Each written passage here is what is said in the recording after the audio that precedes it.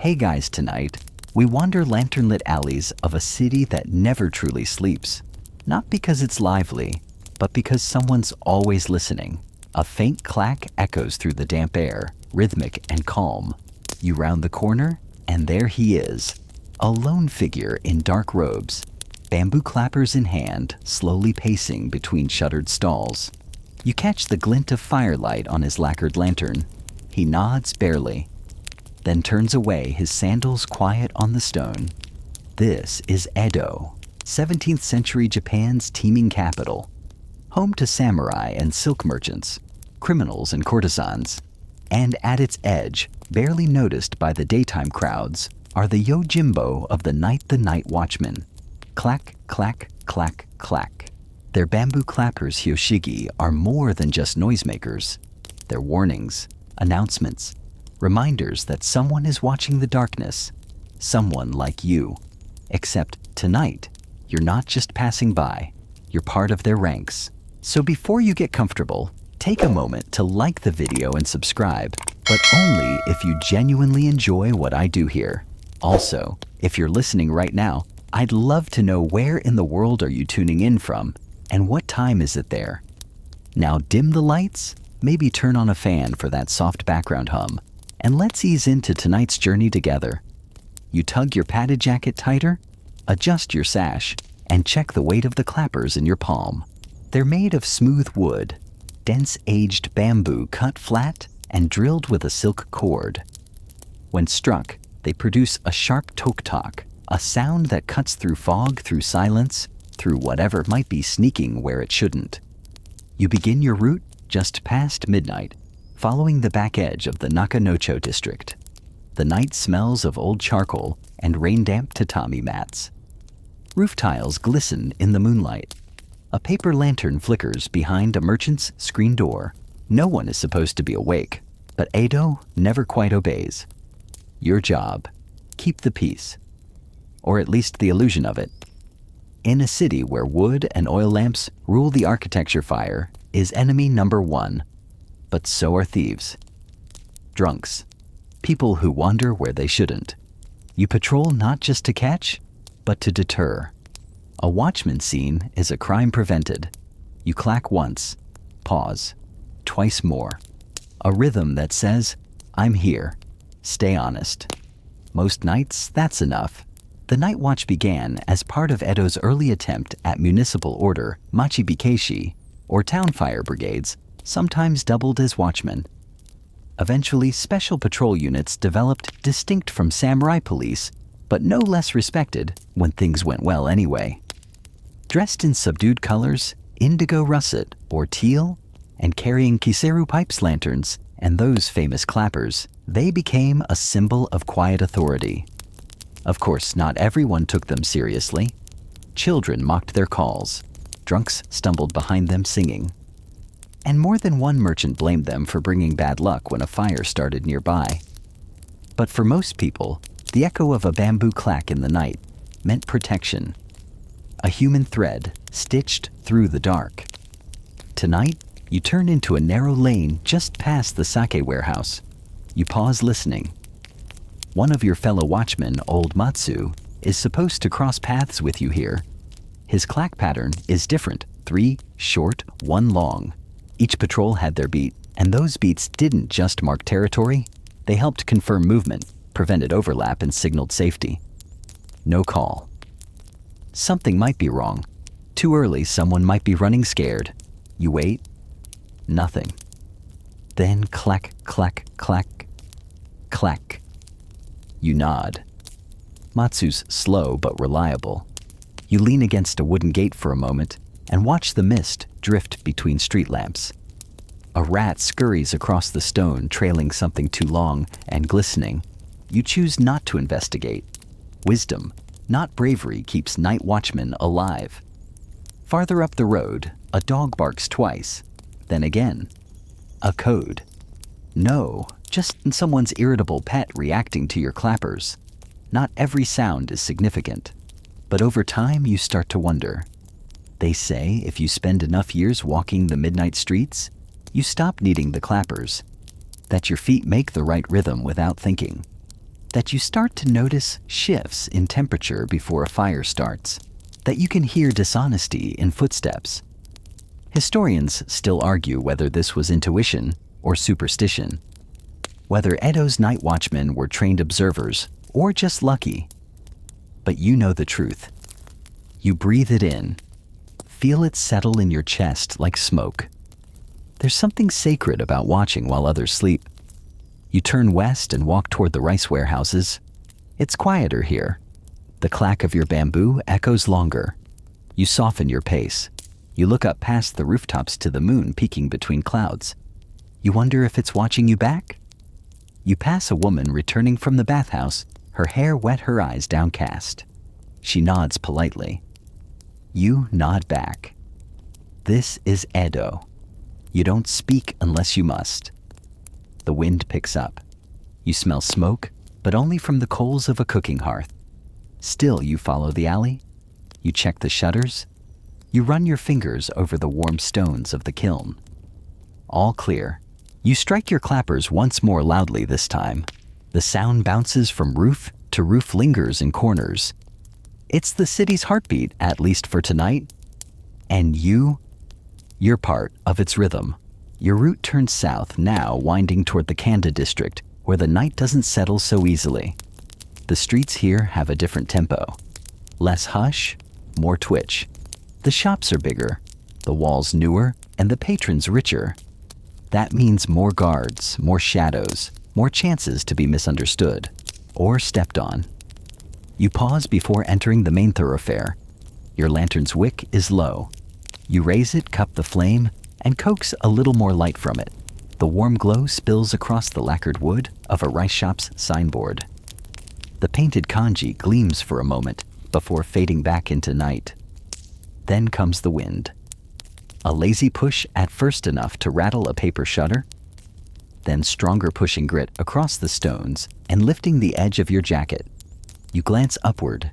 No clouds, just stars, clear and bright. But your joints say rain or something. You tap your clappers.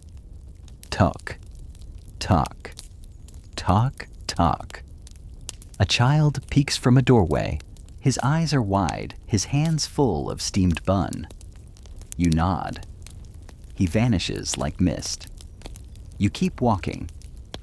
Most nights, you're more seen than needed, but not always. In the wrong neighborhood at the wrong time, your presence becomes a kind of gamble. Because you're not a samurai. You don't carry a katana. What you have is presence, noise, pattern. You're the certainty in an uncertain hour. And tonight, the rhythm changes.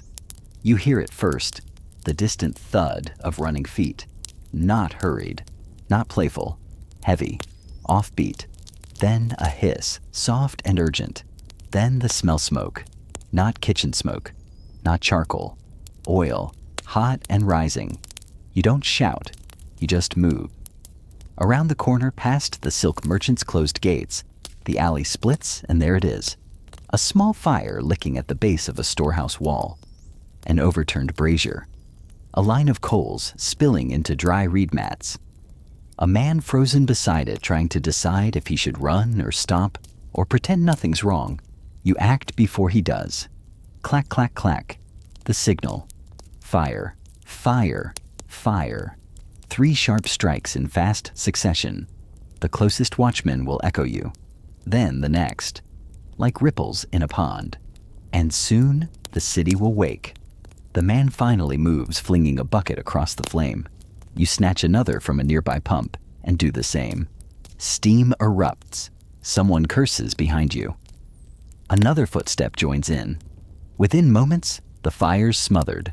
No cheers, no applause, just steam and breath, and the smell of disaster narrowly avoided. The man turns to you, dripping and wild-eyed. I didn't mean he starts. You nod. I know, and that's it. No lecture, no arrest. The fire's out. That's what matters. You strike your clappers again, slowly this time, calmly, to say all is well. Edo, the city of wooden bones and paper skin, feared fire more than invasion. Entire neighborhoods burned every few years. Fire brigades Haikshi were respected almost as much as samurai, and sometimes more. But before the firemen came, the watchers. Men like you with no armor, no title, and no sleep. You pause to check your sleeve singed slightly. A small cost. You make a note of it, not in your official record, but in the scroll tucked behind your sash. The private one. The one you keep for yourself? Because someone should remember. You move again. The clackers feel heavier in your hands now, not with weight, but with meaning. You tap once as you pass the charred mats, then again farther up the alley. Always moving, always seen. A woman emerges with a bucket and a baby slung to her back. She sees the steam the coals the watchman and simply bows. You return the gesture. That's the contract. You protect, they watch. Your next turn brings you along a canal. The water is still tonight, reflecting lanterns like broken gold across its surface. You slow your steps. Check the boats. One drifts slightly, not moored properly. You nudge it back, secure the line. It's not your job technically, but it's part of the rhythm. Clack, clack, clack. You mark your path like a brushstroke across the city, and the city listens. Historians still argue whether Edo's relative peace was due to its rigid class system, its strict curfews, or the silent web of civil servants like you. Probably all three. But the truth is quieter, more human. Peace came from repetition, from thousands of men walking the same streets night after night, making the same sound, carrying the same weight. Not to fight crime, but to remind crime that it's being watched. You reach the bridge near Kanda Shrine as the moon slips behind a rooftop. You lean against the rail, shake out your wrists, and watch a carp ripple the water. Cloudbiter Jr. ruffles murmurs and falls asleep again. You smile. You're not sure when you started calling her that, or when she started following you. But now she's part of the route too, part of the rhythm. A moment later, Matsu's signal echoes from the east. Clack, clack, clack, clack. A check-in. He's behind schedule, or maybe you're ahead. You answer clack. Pause. Clack. Then step off the bridge. Edo exhales, and you keep walking. The road slopes slightly as you move north toward a quieter neighborhood, one that sleeps a little heavier than most. This is where the shopkeepers live. The candle makers, the futon stuffers, the old woman who sells pickled radish out of a crate and always smells like vinegar and mint. You know this street well. You know which shutters creak, which dog barks twice, and then stops, which roof tiles rattle when the wind blows just wrong. You know where the lanterns hang low enough to bump your hat, and where the step outside the weaver's shop is loose, just enough to trip someone who isn't paying attention. You are always paying attention. It's what you're for. Your footsteps are soft on the packed earth. The clappers are tucked beneath your arm for now. No need to sound them just yet. The air here is still. Crisp, a little damp, but not threatening. Cloudbiter Jr. shifts slightly in your hood, fluffing her feathers like she's checking the temperature. You reach up and offer her a sliver of rice cake. She pecks at it once and returns to her feathery doze. You suspect she's secretly in charge. The silence here isn't empty. It's earned. These families work hard, sleep harder, trust more easily. Still, you check each corner, each alley, each rooftop silhouette, because peace is a trick of the eye. It looks effortless, but it takes dozens of hands and watchful eyes to hold it in place. You pause near a stacked row of sake barrels. Someone's been drinking. The smell wafts from an open window. Inside, soft singing, half lost to slurred lyrics and too much warmth. You allow it. Everyone needs a vice. Yours is certainty. A dog trots past, sniffs your sandal, then continues on. You wait. Then tap your clappers once, just once, to remind the street it isn't alone. You continue walking. Edo in the 18th century was a city of layers, rules on top of customs, traditions knotted into routine. Samurai quarters here, merchant rows, their floating world tucked just out of sight, but never truly hidden. A place where peace was maintained, not by kindness, but by vigilance and rhythm. The clappers strike again. A simple pattern, tok, tok, tok, tok. It's not a language, not exactly, but it's close. And those who know understand. You reach the edge of the district, near an old public bathhouse. The building is shuttered at this hour, of course, but a faint wisp of steam still curls from the chimney. Someone stayed late, heating the stones maybe, or sleeping too close to the warmth. You peer inside. Nothing but shadows. But you pause just in case. And then you hear it. A faint sound. Not dangerous. Not strange. Just out of place. Dripping. You step around the back and find the source, a leaking pipe worn through. Not your jurisdiction, but if left to freeze, it'll burst. You find a wedge of bamboo nearby, jam it into the gap, and press it firm. It holds. For now. No one sees you do it, but someone will notice in the morning. They'll shake their head, mutter a thanks they won't know where to send, and move on. That's part of the work too. You move again, past a row of sleeping storefronts, past the grain merchant's shed, past the little shrine tucked between two houses where someone left an orange and a coin as an offering. You bow slightly. Not for the shrine. For the person who left the offering. Hope in small denominations is still hope. You reach the corner where the road forks and you pause, because now the city changes tone again. Ahead lies the edge of the red light district, Yoshiwara's younger cousin, the one the government tries to ignore.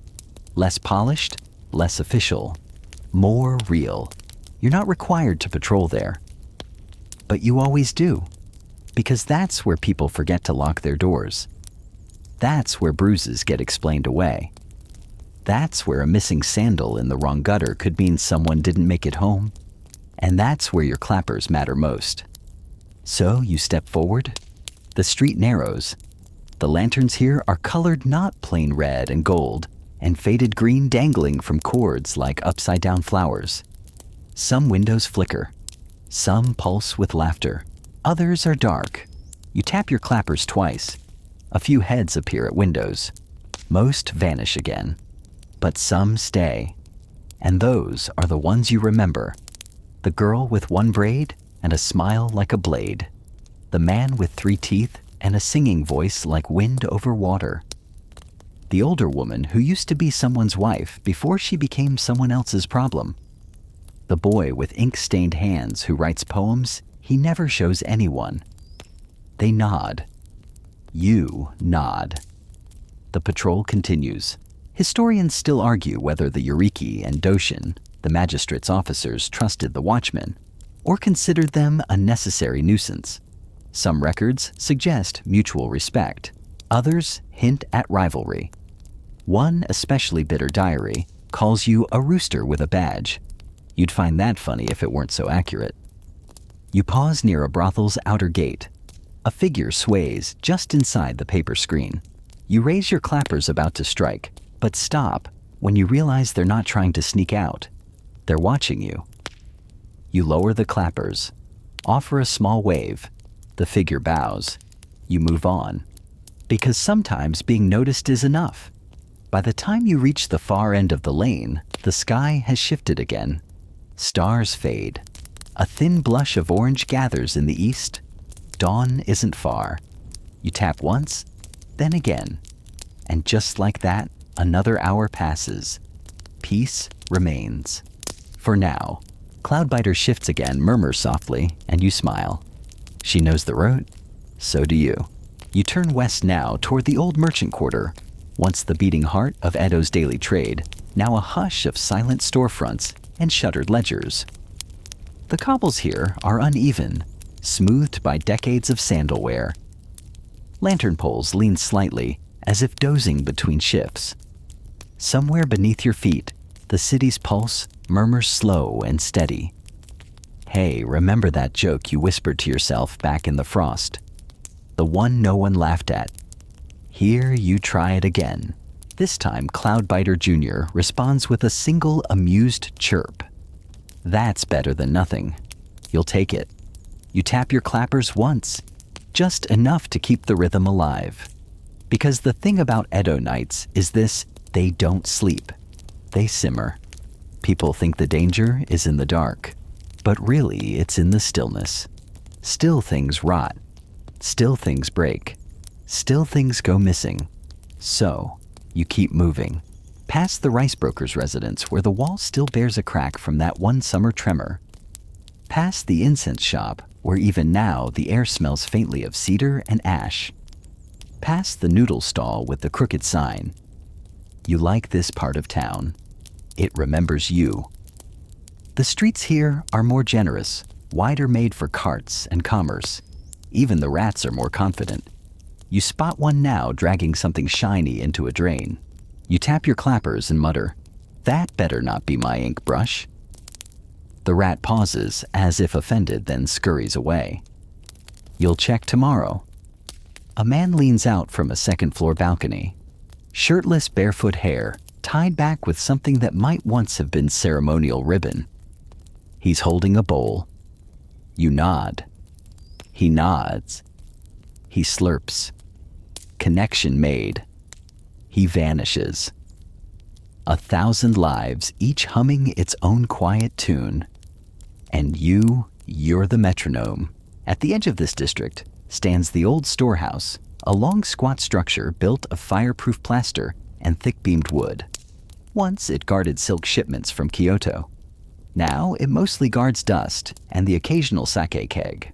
But it still has a watchtower, a squat little perch that rises just high enough to see the bend in the Sumida River. You climb it sometimes. You do tonight? The stairs groan under your weight, not out of protest, but memory.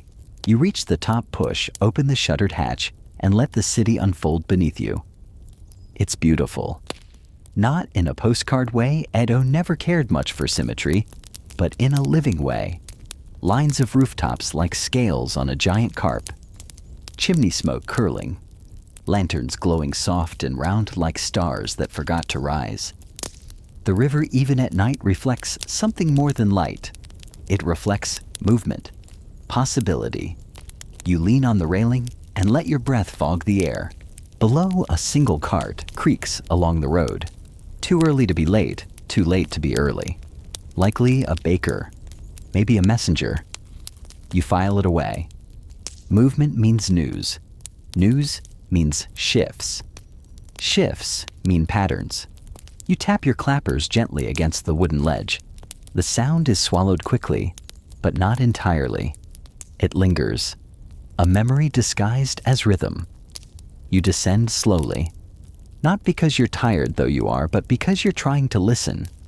The sky is shifting again. You can feel it. The clouds are thicker now, the stars harder to find. You reach the ground just as a gust of wind rattles a signpost, and then quiet. The kind that pricks at your spine. You tighten your grip on the clappers. Step once. Pause. Listen. Then you hear it. A whisper of something movement maybe in the alley, just past the fishmonger's gate. You slip toward it. Not running. Never running. Running makes people chase. Walking makes people think. You turn the corner and find nothing. Or rather not nothing. Just a broom knocked over, a bundle of rags, and a cat. The cat stares at you with the weariness of someone who's seen you do this 27 times and still isn't impressed. You nod. It blinks. You retreat, but not far. Because sometimes it's not the alley that matters. It's the act of checking. Historians still argue whether Edo's fire watchers and patrolmen were mostly ceremonial or deeply functional. Some records suggest they acted as early responders trained to recognize the scent of smoldering wood from half a street away. Others claim they were little more than deterrents, human scarecrows in robes and sandals. The truth, as always, sits somewhere between. They were reminders of order, of attention, of care. You pause near a vendor's cart, abandoned but not uncared for. A tarp tucked neatly. Wheels braced. You tap your clappers again, softly. Just enough to say, I see you. You're not forgotten. Cloudbiter Jr. shifts on your shoulder, fluffs herself, and resumes her half snore. You make your way east again, toward the river, toward the district where things float more than settle. The water district, the floating world. Yoshiwara's breath on your neck. You walk slower now. Not because you're afraid, but because here, stories pile deeper than snow. And some of them still stir in the lantern light. The air down here carries a perfume of contrasts, smoke and plum winefish bones, and sandalwood promises and regrets. You pass a shuttered tea house with faded chrysanthemum banners swaying gently in the breeze, then a barber's pole carved from lacquered wood that creaks softly with each gust. The Yoshiwara Quarter is quiet this late, or this early. Time bends oddly here. You know the edge of this district like a scar. You've walked it more nights than you can count, but you've never gone in, not fully.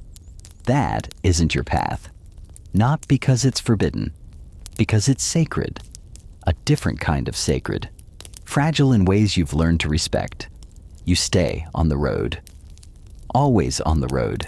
Still, even from here, you can hear the laughter soft and strange like a bell rung underwater. You catch the flicker of a biwa being tuned, the hush of footsteps behind a paper screen. Cloudbiter Jr. ruffles, sensing the shift in air. You tap your clappers once, twice. Not loud, just enough to say someone's watching. They usually are. A man leans against a wall pipe, tucked behind his ear hands, deep in his sleeves. He doesn't nod, doesn't blink, just stands there letting you pass. Not threatening, not friendly. Like the neighborhood itself, unmoved, but deeply alert. This place doesn't need guards. It remembers everything. You keep walking. You pass the small temple near the edge of the canal.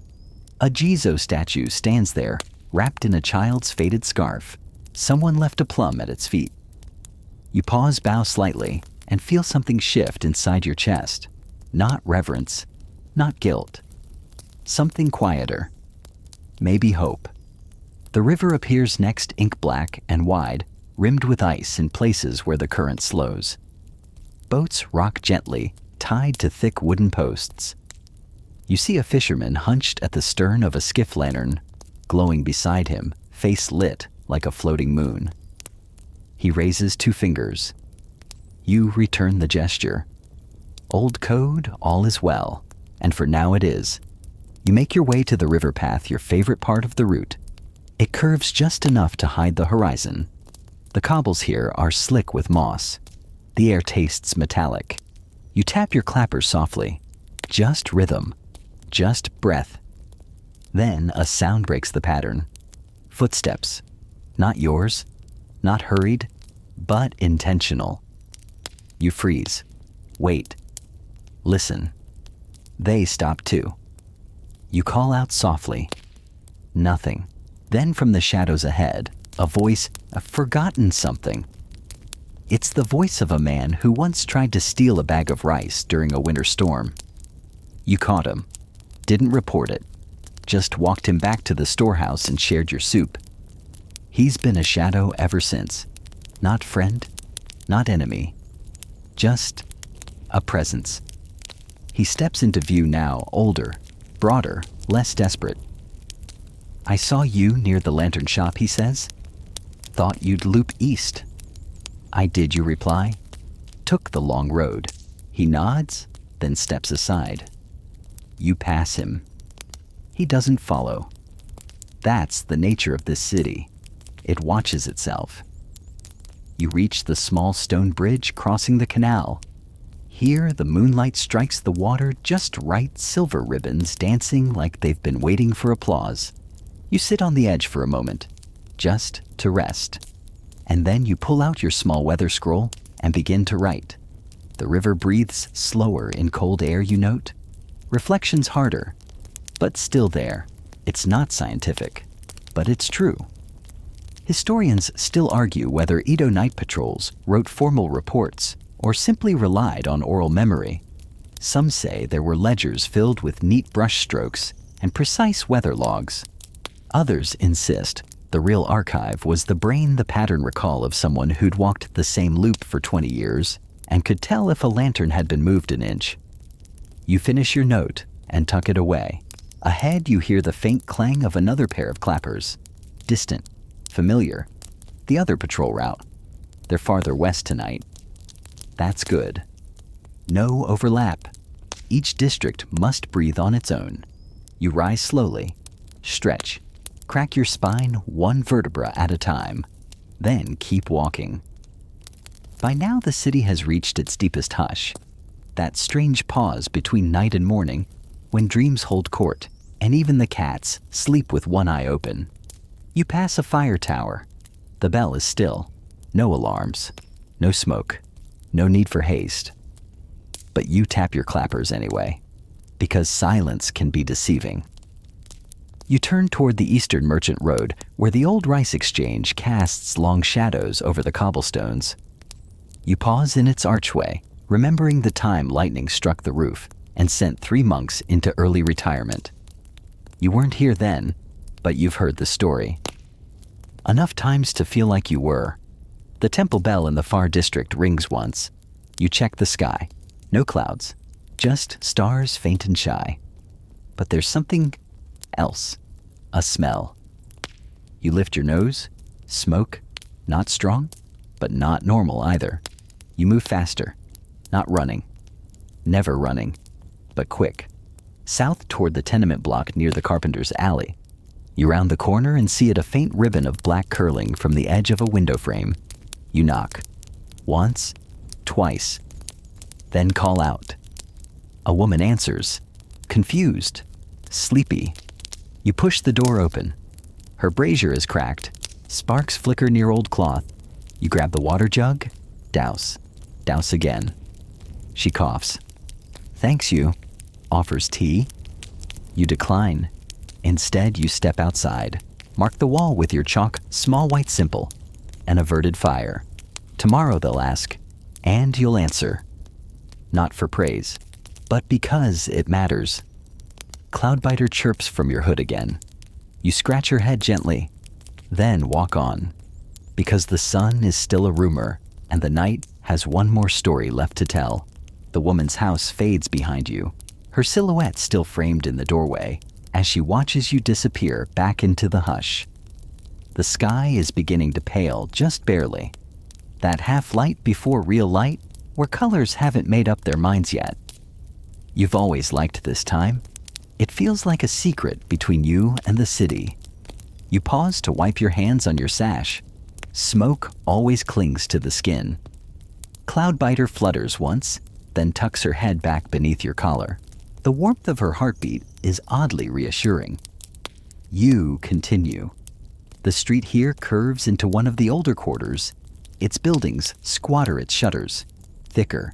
Its doors all painted the same color of tired. You pass a row of stacked barrels, each stamped with the same merchant seal. 3 rice sheaves, one upside down. You've never asked why? You probably never will. The stone path narrows. A small figure stands at the end. You know him. One of the apprentices from the fire watch. Maybe 10, maybe 12. Still in that age where sleep is optional and curiosity is constant. He runs up to you, breath puffing like smoke. Mr. Watchman, he says. Saw something weird. Of course he did. You crouch. What kind of weird? He shrugs. Sky kind, like kind. He points. You glance up.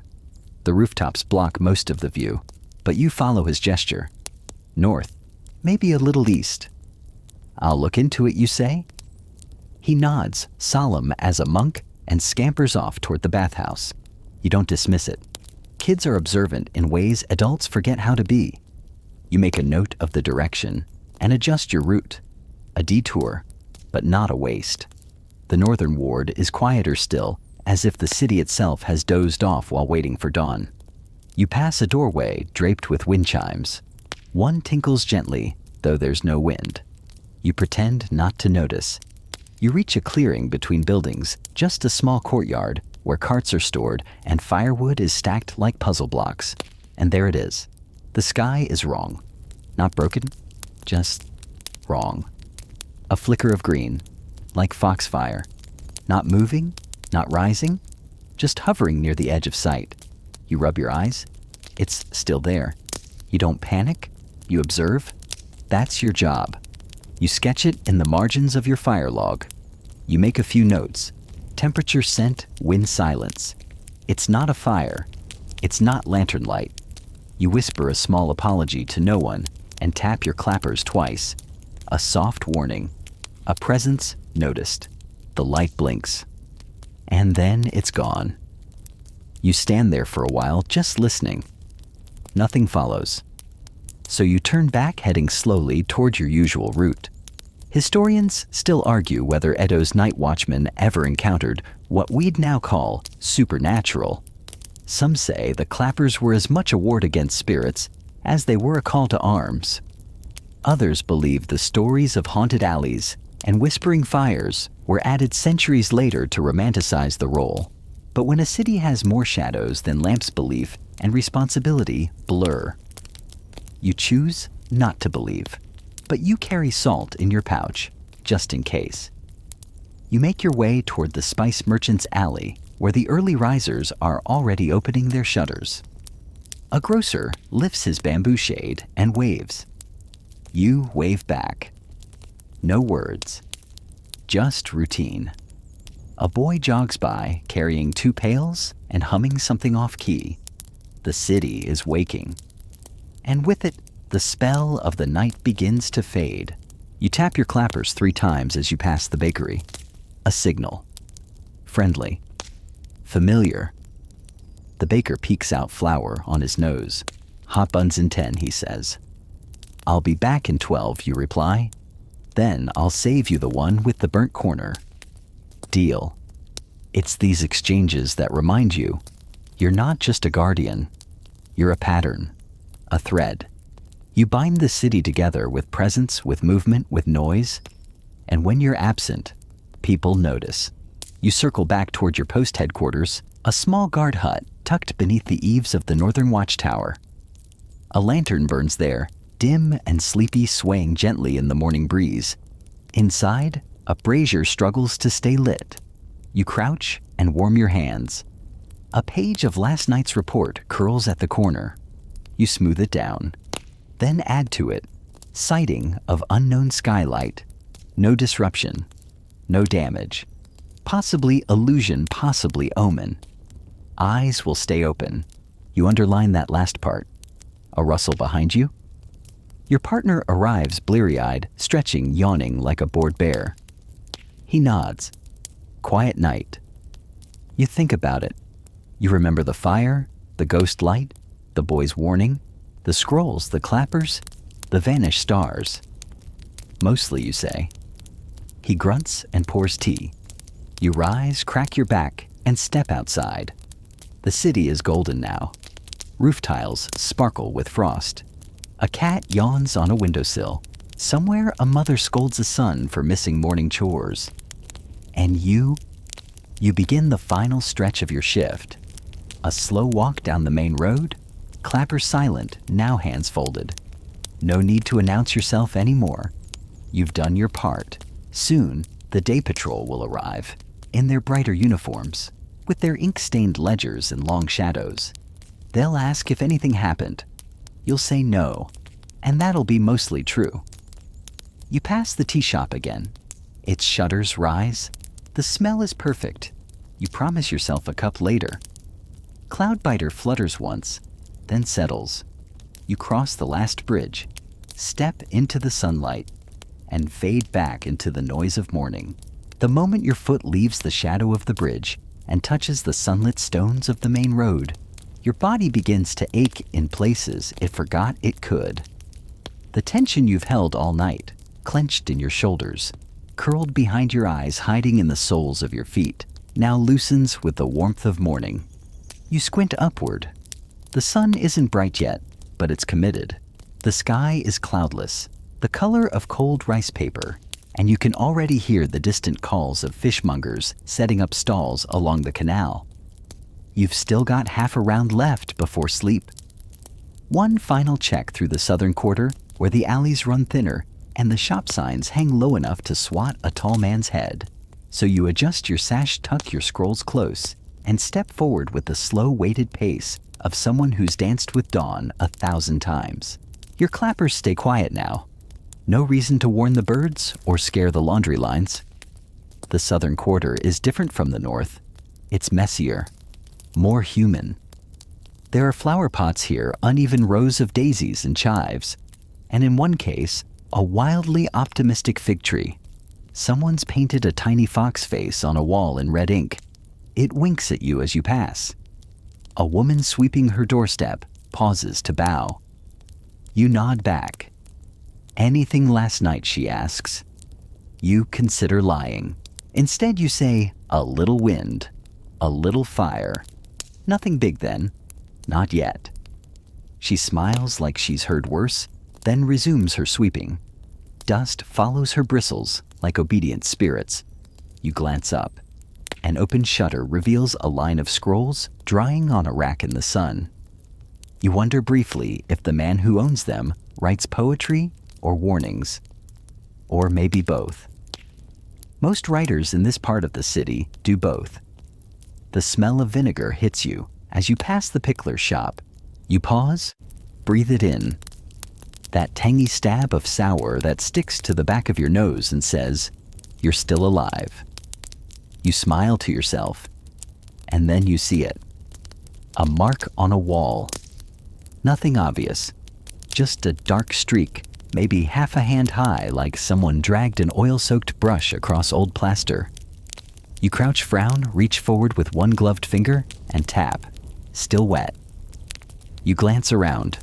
No smoke, no heat, no footprints. But the air is off. Just enough that the hairs on your arms rise like curious children peeking over a wall. You pull out a charcoal nub from your pouch and make a note on your report scroll. Southern quarter odd residue. Possible chimney backdraft or lantern spill. No source found.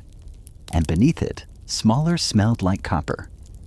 Historians still argue whether night watchmen were expected to be investigators or simply observers. Some records suggest their job was to log oddities, not solve them. Leave that to the officials. But in reality, the line between witness and responder was often blurred by the time of day and the urgency of the moment. You press on, passing a cluster of wooden crates stacked beside the pawn shop.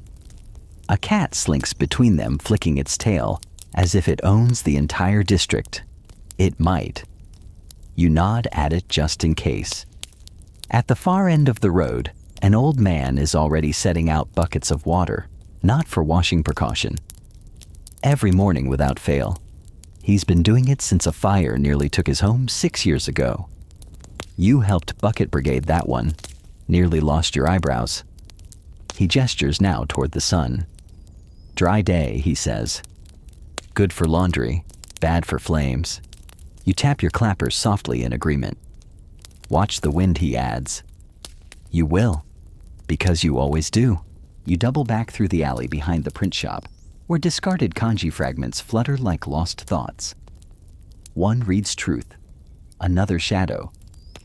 You catch silence on your sleeve and let it stay there for a while. Cloudbiter chirps. You murmur, "I know." I feel it too. Back at the post station, your replacement is late. Again. You sit on the low bench beneath the guardhouse eave and stretch your legs. The world feels heavier now that the night has lifted. It always does. It's like standing at the edge of a performance and realizing you've seen everything from behind the curtain. Costumes cues, unlit corners, and now you have to applaud with everyone else. Your shift's report is nearly full. You write the final entry, no major disturbances. One brush fire contained. Unusual sky patterns in the northern ward. Increased animal agitation. Recommend extra patrols in days ahead. Then, in the bottom right corner, where only you will likely look again. Too many silences. Not enough answers. Listening harder. You blow gently on the ink to dry it, fold it once, slide it into the message slot. The sun is full now. Shadows shrink. Shops open. The day begins its careful churn. And finally the next watchman arrives. He looks barely awake, hair askew, one shoe still being tugged on, as he stumbles up the step. You're late, you say. He grunts. Rooster broke. You toss him a chunk of dried rice cracker. Sky's calm now, you add, but don't trust it. He nods already halfway into a yawn.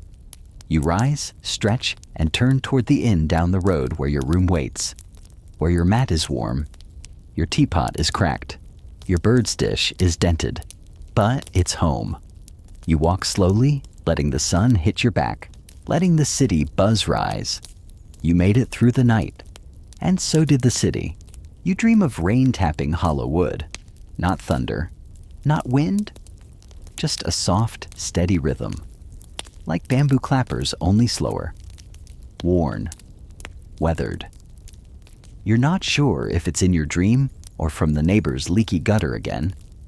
Either way, you don't mind. It's the kind of sound that hums under your ribs and reminds you the world is still ticking, even when you're not watching. When you wake, it's late afternoon.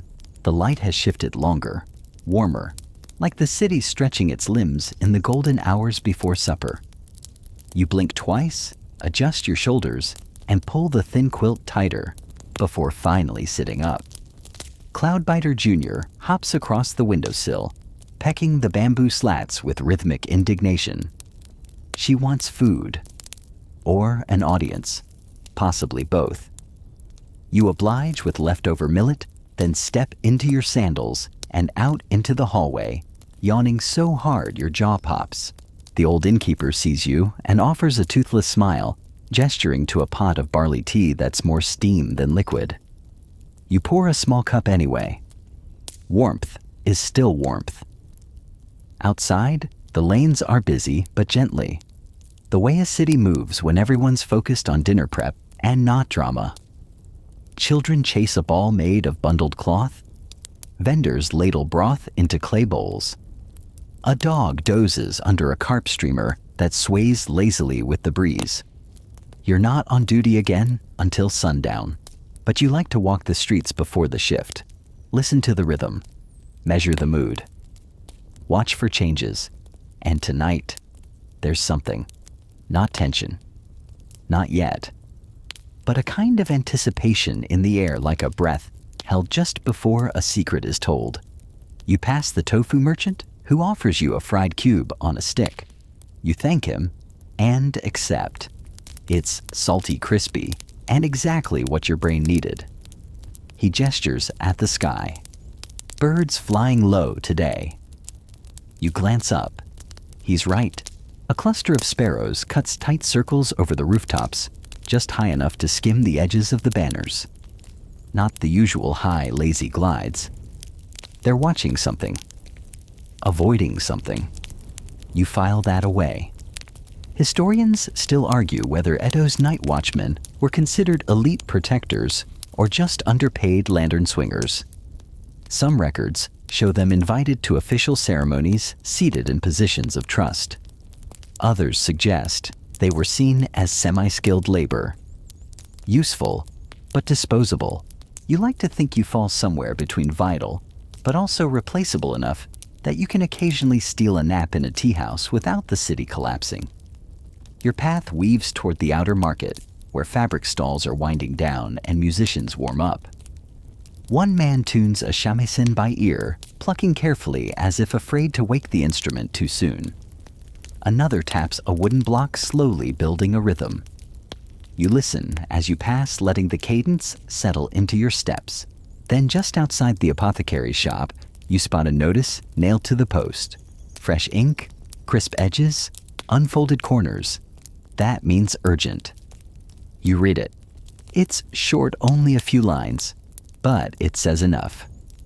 Unidentified travelers entering the 3rd ward after curfew. Caution advised. Watch signs of fire-masked figures and unusual sound. You reread it. Unusual sound. That could mean anything, or nothing, or everything. You ask the apothecary who's sweeping the stoop if there's been talk. He shrugs. Heard something like bells in the wind last night. Thought it was a dream. You nod. Could have been. Could have also been something worse. You walk to the nearest checkpoint post and scan the incident log.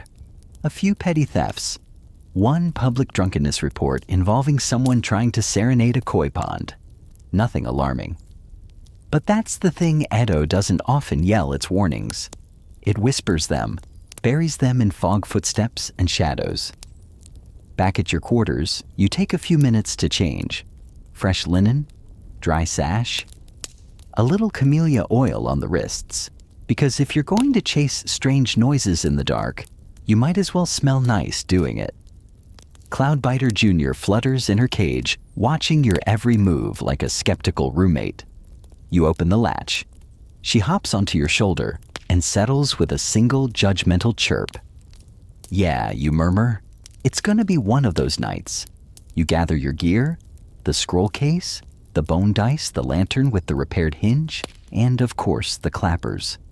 They're heavier now than when you first started. Maybe not in weight, but in meaning.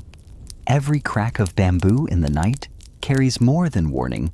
It carries memory, presence, a reminder that someone is watching, that the shadows haven't fully won yet. As the sun dips, you move toward the guard station for check-in.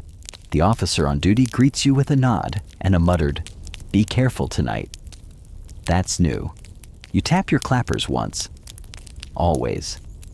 Then you step into the twilight. The city's tone has changed again. Fewer voices, longer shadows. The kind of quiet that has nothing to do with silence and everything to do with suspense. You walk your first round slowly. 3 blocks, 2 shrines, 1 bridge. You listen, not just to footsteps, but to wind through paper screens, to dogs shifting in their sleep, to the way shutters creak with the same note as yesterday or a different one. And there it is. Not loud, not constant, but real. A clinking, faint, distant, like a bell caught in a sleeve. You stop, listen harder. There it is again. You turn toward it. Cloudbiter stirs on your shoulder. The chase begins. You move like ink sliding across parchment, deliberate quiet, careful not to smudge the night. The sound bell-like metallic flickers in and out of your ears, always just ahead. It isn't rhythmic like a watchman's clapper or joyful like a festival chime. It's wrong. Like something pretending to be familiar. Like a song hummed backward. You pass the old lacquer shop, boarded for months now, its front garden wild with weeds. You pause there, listen again. The wind shifts, and the noise stops. Not fades, not trails off. Stops. You kneel, touch the ground. Cold, dry, no tremble of footsteps. But Cloudbiter Jr. suddenly stiffens on your shoulder feathers, fluffed eyes wide. She's not usually this quiet. You rise. The alley beside the lacquer shop is narrow tight enough that your shoulders brush the walls if you breathe too wide. You hate it, which is how you know that's where you need to go. So you do. Halfway in the lantern stutters. The wind here pulls at the flame like it wants a taste. You shield it with your sleeve pressing forward. There's graffiti here, old kanji scrawled in soot warnings, from youths trying to scare one another. But under those, something else. Scratches, vertical, precise, not childish at all. You count them. 27. Then they stop. At a door, a back entrance, to the lacquer shop. Supposed to be sealed. It isn't. Historians still argue whether Edo's Night Watchmen ever carried authority to investigate private homes. Officially, they could only report. But unofficially, well, let's just say some rules flex in the dark, especially when the city hums with too much mystery. You reach for the door. It opens on its own. Just a crack. Just enough. Cloudbiter tenses. You don't blame her. You pull the door wide. Inside, it's dust and echoes. Light falls in slats through cracked rice paper. The shelves are empty, except for a single lacquer bowl sitting in the middle of the floor. You approach it slowly, every creak of the floorboards, sounding like someone else's footsteps. The bowl is filled with water, perfectly still. You stare at your reflection. Then notice something else, scratched into the rim barely visible under the lacquer gloss, a character. Wu Kiri Mist. You don't like it, but you respect it. You leave without touching the bowl. Back outside, the wind has changed again. You light a new incense stick from your sleeve pouch and wave it once, letting the smoke trail sideways. East, toward the second shrine district. You head that way. The streets are empty now, not abandoned, not tense, just holding their breath. You reach the first bell post and tap your clappers twice, short bursts, sharp and clean. Shun Huizhong, on patrol. No answer. But someone lights a lantern in a second-story window. A tiny nod from the city. You press on. Near the footbridge over the Konda River, you find the broken sandal. One strap torn, the other stretched, like someone ran until it failed. No blood, no drag marks, but nearby a slip of silk, torn from a robe. You tuck it into your scroll pouch. You're not sure why, but it feels like the right kind of detail. Across the bridge, someone whistles. Not a song, a pattern. The three-note signal for help. You run. Around the corner, you find one of the younger patrolmen, Riku, breathless and pale. He says one word, mist. You grab his arm. Where? He points up. And sure enough, creeping over the tiled roofs like a tide fog. Pale, thick, fast. Too fast. Not weather, not normal. You shout the warning. Woo! Shagate! Fog pull back, people scatter from alleys. Lamps are extinguished. Doors slam. You pull Riku back across the bridge. He's shaking. Says he saw a figure walking ahead in the mist. Says it made no sound. Says it turned to look at him but had no face. You want to say he imagined it, but you believe him. Because of the mist. Because of the sound. Because Cloudbiter won't uncurl from your collar now. You gather the senior watchmen. 3 of them. All tired. All skeptical. But none willing to ignore you. You suggest blocking the 3rd and 4th wards. Not permanently. Just until dawn. No one argues. You return to your route. The fog follows. Not chasing. Just mirroring. You light a stick of sage. You draw a pattern in the dirt. You roll your dice again. They show stars and wind. That feels right. Later, you find another object, a coin, balanced on a post. Balanced perfectly. Like someone placed it there with gloved hands. The wind hasn't moved it. The mist hasn't touched it. You flick it into your palm and whisper, I see you. The mist pauses, shifts, then continues. You mark your map. Cloudbiter finally peeps. You take that as encouragement. Back at the main guard station, someone's made rice balls. You eat one. Slowly. Let the salt ground you. The captain says nothing, just hands you a fresh scroll and a sharpened ink brush. You write 2 lines. The mist is thinking. We should start listening. No one laughs. You finish your tea. The wind hums. Your clappers rest across your knees. And you wait. For whatever shape the city takes next. It's nearly dawn when the mist begins to recede, not quickly, not like a curtain drawn back, but but slowly, like water seeping away into cracks. It clings to corners, to alleyways, to rooftops that never see sun. But it does move. That's the key. That's the comfort. That means something let go. You're still on your feet. Your clappers are tucked into your belt.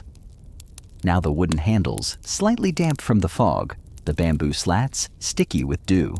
You tap them once, not for alarm, not for show, just to remind yourself you're real.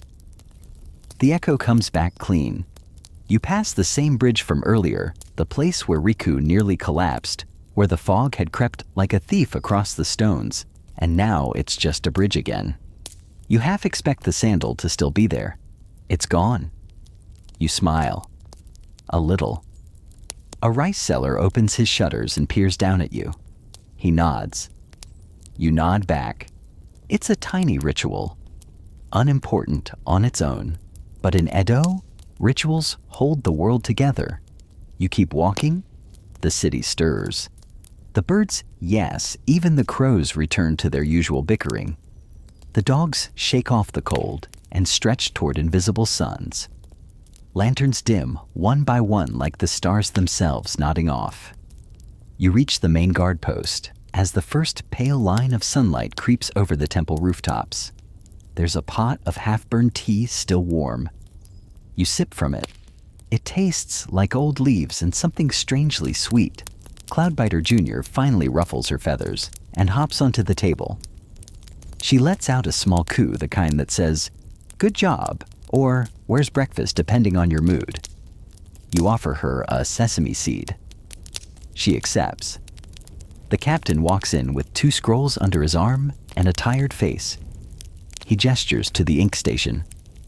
"Write it down," he says. You do. Every detail. The fog, the coin, the mist with a memory, the man who vanished mid-step, the birds, the breeze, the bowl of water you didn't touch. You even write about the dream, the one with the sky locked in place. Because if this city has taught you anything, it's that stories matter, even the blurry ones. Maybe especially the blurry ones. Historians still argue whether Edo's night patrol records were meant to preserve facts or folklore. Some scrolls contain precise street names, official seals, and times down to the minute. Others read more like poetry, or ghost stories, or warnings in disguise. You hand over your notes. The captain reads them, says nothing, then gently rolls them into a scroll and places them in a box marked Chi Yi Strange. That's enough. You spend the rest of the morning near the shrine under a pine tree that creaks when the breeze returns. You stretch your legs. Let your fingers thaw. Watch as the streets come alive again. Merchants unpacking crates. Children arguing over marbles. Monks sweeping temple stones with brushes made from bundled reeds. The normal things. The things you protect. You lean back against the tree trunk. Your cloak still damp, your eyes heavier than your bones. Cloudbiter pecks your sleeve. Not hard. Just enough. You glance sideways and see her looking at the sky. You follow her gaze. There it is again. The faintest shimmer just at the edge of a cloud. Not a threat this time. Just a reminder that the sky remembers, that the night watches you back. You close your eyes for a minute, maybe more. When you open them, the light has changed, and the city is humming again. Wind down begins below. The world softens now. The patrol is done. The streets are quiet, and you're safe again. Whether under Edo's watchful lamps or nestled in your own bed, your dreams full of fog and flame and distant bells. Breathe in gently, feeling the air slip down to your toes. Then exhale slowly, like letting go of a worry you no longer need. The city you visited tonight, the one of bamboo clappers and mystery mist, still echoes with your footsteps. Let your shoulders relax. Let your thoughts ease. Let your hands drift away from the scrolls and the ink and the weight of guessing the sky. You did enough. Maybe the stars will move tomorrow. Maybe not. But tonight, you've kept the city company. You've watched what needed watching. You've listened to the wind even when it didn't speak clearly. Let your eyes close now. No need for answers. Just rest. And if you dream, may it be gentle. May it carry you through the mist into light. Thank you for staying with us through this story. If you're already asleep, we hope you're warm and safe. And if not, close your eyes now, knowing the night has been seen and seen kindly. Until next time, sweet dreams.